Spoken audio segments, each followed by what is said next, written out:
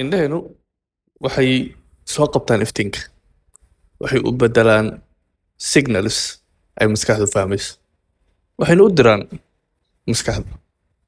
Aragtida hal il ama xilliyada aad u yar labada indhoodba oo daciif ah ama qaloocan waxay keentaa in maskaxdu ay bilowdo inay isticmaasho isha aragtida fiican soo gudbinaysa.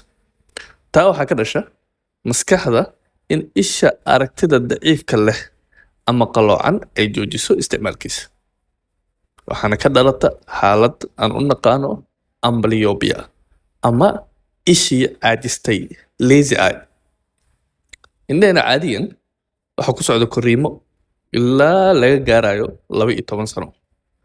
Da'daas iyo wixii ka yar, haddii cunugu ku dhaco indho qalooc ama cudurrada yareeya aragtida fog ama dhow, ama xitaa cudurrada keena aragti la'aanta hal il ama labada indhoodba, sida caadka oo aan waqti hore laga daweynin ilmaha, waxay u keeni kartaa il caajiska.